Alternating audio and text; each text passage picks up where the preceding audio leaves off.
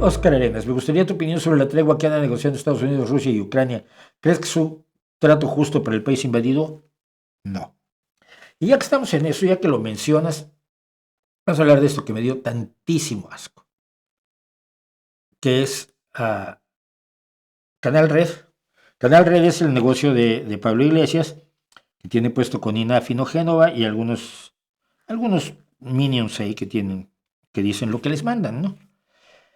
Con Canal Red yo he tenido siempre un problema, con todos los medios de comunicación que ha emprendido Pablo Iglesias, he tenido yo el problema de que él no cuenta mentiras directas, pero cuenta la verdad como le conviene, de manera tal que quienes lo ven reciben solamente un 50% de la realidad, un 60% de la realidad, y luego reciben propaganda. Pero se ocultan muchísimas cuestiones relevantes porque ellos están informando desde el punto de vista ideológico, lo cual está bien. Cuando informas desde un punto de vista ideológico, pues lo que haces es propaganda. Yo aquí puedo hablar bastante mal de algunas barbaridades de la socialdemocracia, y cuando hay gente afín a mí que mete la pata, yo voy y digo metió la pata, porque a mí me interesa más la moral, la seriedad, la honestidad que la ideología a ciegas. La ideología a ciegas ya no es ideología, es religión. Bueno, entonces Canal Red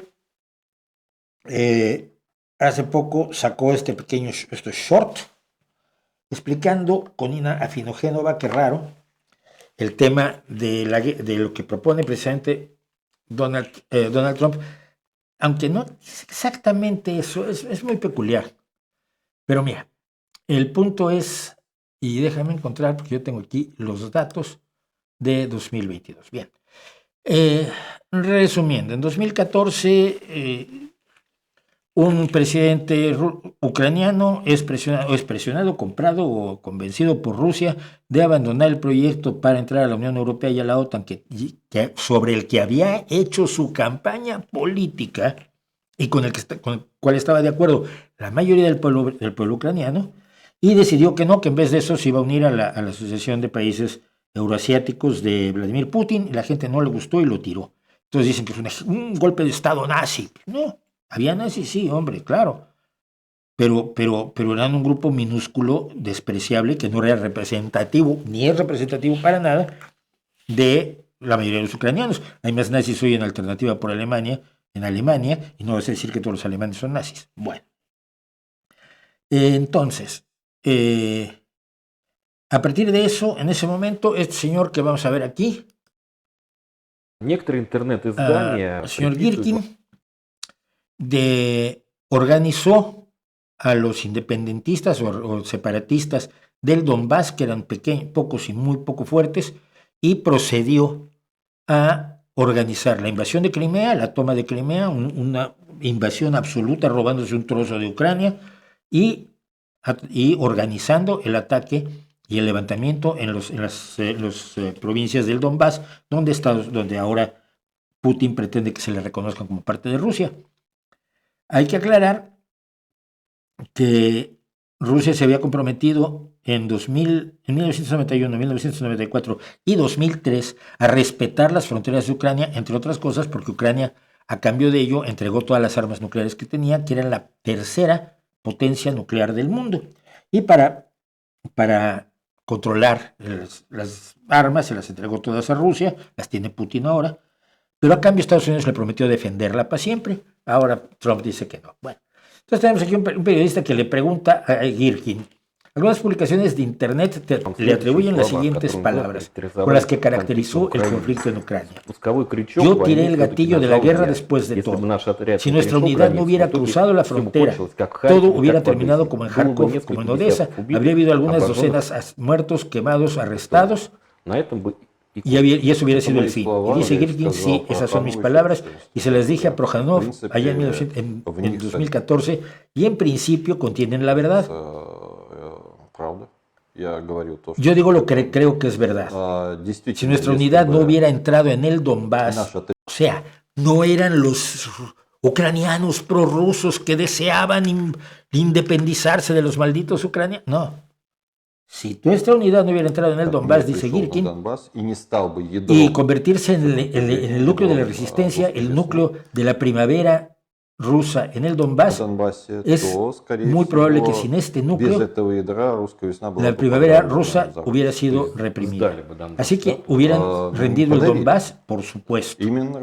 Es exactamente lo que habrían hecho, porque era el núcleo lo que faltaba. Gente decidida a emprender acciones de manera más decisiva que incluso los más decididos en Donetsk, los más decididos activistas de Donetsk en el momento. Hay que decir que el señor Girkin considera que Putin es un blando, considera que Ucrania debería ser aplastada, aunque sea probablemente con armas nucleares.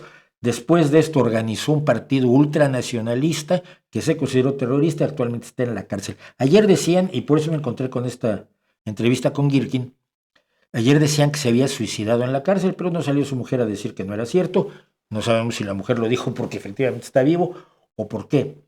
Pero este señor es el responsable de que en 2014 se iniciara el conflicto en el Donbass, que sigue en baja intensidad hasta el 2022. Y en el 2022 Rusia invade Ucrania. Y en marzo de 2022 hay unas pláticas en Estambul para tratar de terminar con la guerra. Así lo cuenta, vamos a verlo, canal Red. Los modelos del fin de la guerra que propone Trump consisten en un armisticio en la línea del frente. Puede darse, pero no parece que vaya a ser nada sólido ni duradero. No parece convencerle ni a Kiev ni a Moscú. La idea sería bajar los fusiles y mantener la línea del frente tal y como está hoy, con alrededor de un 20% del territorio ucraniano ocupado por Rusia, sin reconocer la soberanía rusa sobre esas zonas, obviamente, pero aceptando la situación de facto, con tal de no seguir matándose. Ahora, todo esto es cierto. Hasta aquí hemos contado la verdad, por lo menos en parte. Es decir, no estamos seguros de que esa sea la propuesta de Trump. Es la que nos dice Ina Finogénova, que es la propuesta de Trump. Pero entra el Minion 2 y dice: a Zelensky un escenario así no le convence porque habrá que explicar a la población para qué sirvieron los 3 años de guerra, destrucción y muerte posteriores a abandonar las negociaciones de paz de Estambul en marzo de 2022. Allí ya lo que estamos contando es la propaganda rusa. Bien, Zelensky no es el hombre que decide mantener la guerra 3 años porque es un miserable, porque es un malvado, porque es un guerrerista. Él está encabezando a un pueblo que no quiere ser aniquilado. Si tu país fuera a ser aniquilado y el proyecto, según lo ha planteado en la televisión rusa una y otra vez, y lo vimos en este canal cuando hacemos tu tele rusa, la idea era ocupar Ucrania. Y los que estén de acuerdo con el ser rusos, y se sientan rusos y sean buenos rusos, pues también. Y los que no, pues hay que matarlos. Y las tropas rusas, los hemos oído hablar de matar a 5 o 6 millones de ucranianos sin mayor problema. Esto sí equivaldría al exterminio de judíos en la Segunda Guerra Mundial. ¿Qué pasó en Estambul?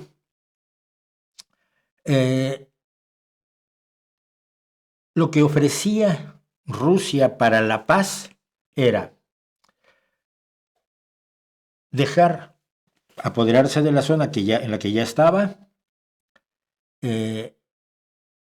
dejar a Ucrania aislada internacionalmente, es decir, sin poder pertenecer ni a la Unión Europea ni a la OTAN y sin tener el apoyo de ningún otro país,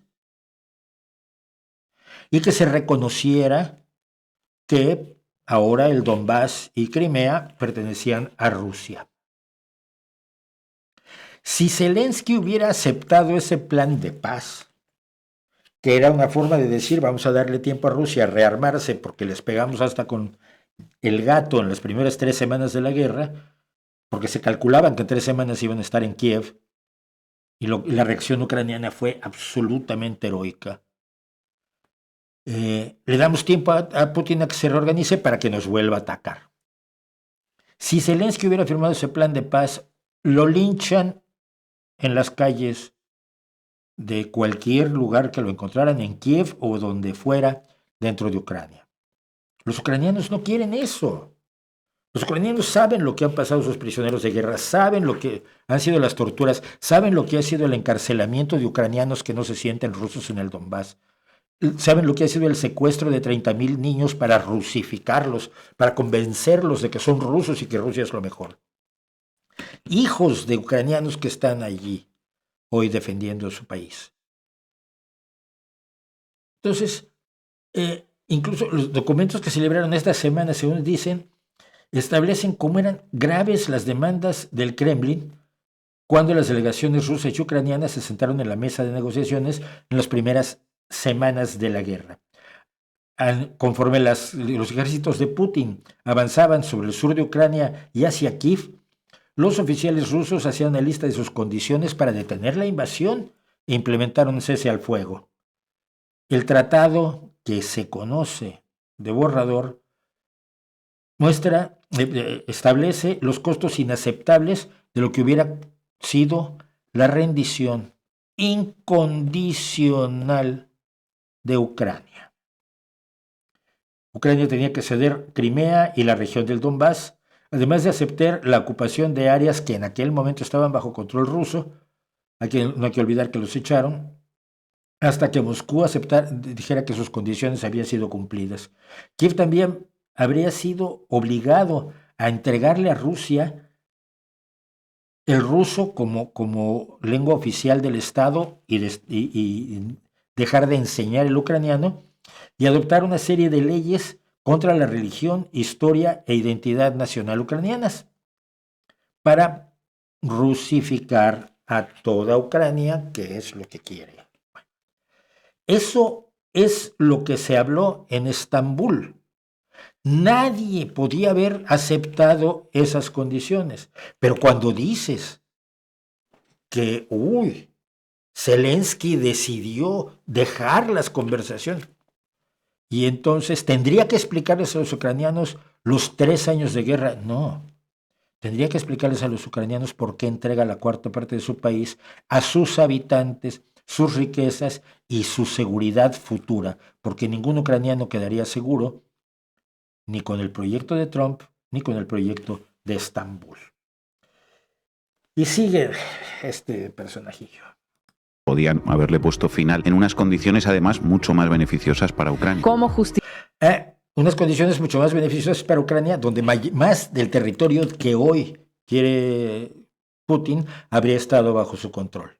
¿Por qué eran más beneficiosas para Ucrania? Porque lo dice este señor. Y es mentira. Hemos visto por cómo se desarrollaron los tratados, las pláticas en Estambul, que no eran beneficiosas para Ucrania para nada. Es entregarle el país y a su gente a alguien que los odia. Es absurdo. ¿Cómo justificar ante la población una paz sin las fronteras de 1991 recuperadas, ¿no? Que es el objetivo que ha estado declarando la dirigencia ucraniana a lo largo de todo este tiempo. Y además, pero además parece que lo está presentando como si estuvieran locos los ucranianos. Quieren que el invasor se vaya y vuelva a las fronteras que el propio invasor aprobó en 1991, reafirmó en el 94 y reafirmó en otro tratado en 2003. Y esta mujer lo presenta como si fuera una locura.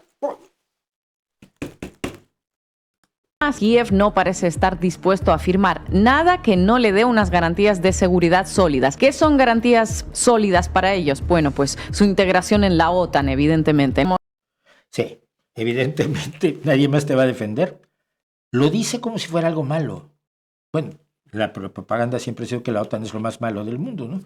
Aunque no invadió países jamás, como el Pacto de Varsovia invadió a Hungría y a Checoslovaquia. A Hungría en el 54, a Checoslovaquia en el 68. Pero bueno, evidentemente Ucrania, ante la amenaza de un invasor despiadado, imperialista, que desea su territorio y aniquilar a su gente o absorber a una parte, aniquilar a la otra, quiere eso. ¡Qué locos están! Moscú tampoco parece estar interesada en un armisticio y también pide garantías de seguridad que chocan directamente contra las que exige Ucrania. ¿Garantías de seguridad de qué? ¿En qué momento está amenazada Rusia? ¿De qué manera? ¿Por quién? ¿Cuándo? ¿Dónde? ¿Dónde están las tropas? ¿Dónde están ¿Qué seguridad quiere Putin? Si es él el que se ha estado metiendo en las fronteras de todo el mundo. Putin empezó la guerra, entre otros motivos, para que Ucrania nunca formara parte de la OTAN, que es exactamente lo que le puede llevar a firmar un acuerdo que incluya esa posibilidad ahora, 3 años después, y con sus tropas mucho mejor posicionadas que las de Ucrania. Bueno. A ver, punto 1. Sí, Putin inició la guerra, se dice que inició la guerra por eso, que no es cierto. Pero, ¿y? Eso legitima la invasión, porque parece que INA está diciendo que Putin empezó esta guerra porque Ucrania se va a meter a la OTAN y eso está muy mal. Y entonces se legitiman la ocupación, las torturas, el asesinato de civiles, la destrucción de blancos civiles. Hoy, mientras hablamos, hay destrucción de blancos civiles. Pero no, Rusia está tan en peligro como Ucrania. Mira, no digamos barbaridades, salidas única y exclusivamente del Kremlin. Y a mí nadie me quitará que Ina Afinogenova sigue siendo uno de los elementos clandestinos de promoción de la propaganda del Kremlin, de los que ha hablado la directora de Russia Today, Margarita Simonian, en varias ocasiones, precisamente en la televisión rusa. Correcto, absolutamente nada. Para que un escenario así, con una Ucrania integrada en la OTAN, no sea viable, tienen que producirse cambios drásticos en el frente militar. Ahora, esto, y porque ya decía que están mejor posicionadas las tropas rusas que las ucranianas. En este momento están mejor posicionadas porque Estados Unidos les quitó el apoyo. No olvidemos que en agosto de 2024 Ucrania invadió Rusia, invadió la región de Kursk, para horror de Putin. No están mejor posicionadas y según los expertos militares a los que uno puede acceder, la situación de falta de munición, armamentos y personal de Rusia, que incluye ahora el estar llevando a norcoreanos a morir por la madre patria rusa, no establece que las tropas rusas estén en mejores condiciones. No han tenido un solo avance territorial significativo en año y medio. Pero INA dice otra cosa.